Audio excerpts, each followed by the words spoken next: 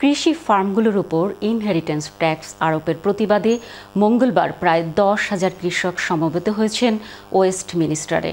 গত মাসে উপস্থাপিত বাজেটে এ ট্যাক্স বৃদ্ধির ঘোষণা দেয় লেবার সরকার। ফলে 2026 সালের এপ্রিল মাস থেকে 1 মিলিয়ন পাউন্ডের বেশি সম্পদ আছে এমন কৃষি ফার্মগুলোকে 20% হারে ইনহেরিটেন্স ট্যাক্স পরিশোধ করতে হবে।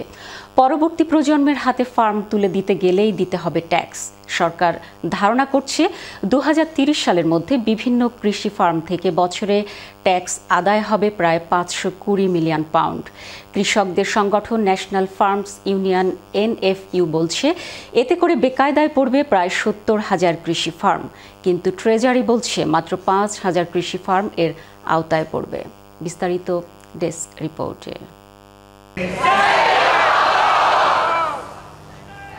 ব্রিটেনের জন্য কৃষি খাত গুরুত্বপূর্ণ, কিন্তু কৃষি ফার্ম পরবর্তী প্রজন্মকে হস্তান্তর করতে দিতে হবে tax. We've got to change this so that we can pass it down to our daughter and our son so that they can farm or have the opportunity to farm if they want to in the future. শিশু ইভলিনের বাবা-মার কৃষি farm রয়েছে নটিংহামশায়ারে। That's what it's all about at the end of the day.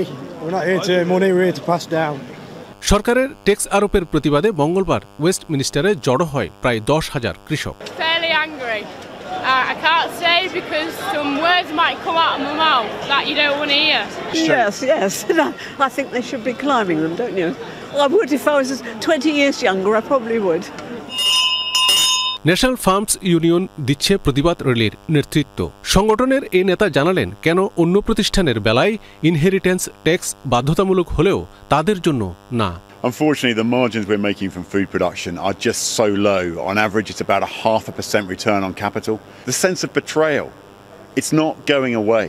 রিচার্ডের dairy farm রয়েছে গ্লোস্টারশায়ারে। ক্ষোভ প্রকাশ করতে গিয়ে আবেগ আপ্লুত হয়ে পড়লেন তিনি। My farm, our family started farming there in 1822, and my 13-year-old son was with me. He was with me, milking with me on Saturday morning. I'm sorry, That's all right. It's just I'm part of a long chain that I don't want to see broken. আন্দোলনকারীদের সাথে যোগ দিলেন বিরোধী দলীয় নেতারা, দুষলেন সরকারকে। This policy is cruel, it is unfair, and it is going to destroy farming as we know it. You are feeding our families and you're struggling to feed your own. That is just so wrong. প্রধানমন্ত্রী sir care Starmer Brazil সফরে রয়েছেন। সেখানে বললেন আর্থিক ঘাটতি পূরণে tax আদায়ের বিকল্প নেই।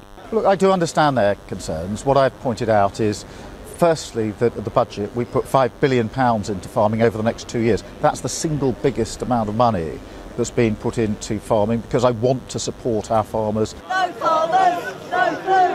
সরকার বলছে স্কুল এবং হসপিটালে আরও ব্যয় বরাদ্দ করতে হবে, এর জন্য আর্থিক যোগান জরুরি। অন্যদিকে কৃষকরা বলছে তারা সরকারের দাবি মানবে না, চালিয়ে যাবে আন্দোলন।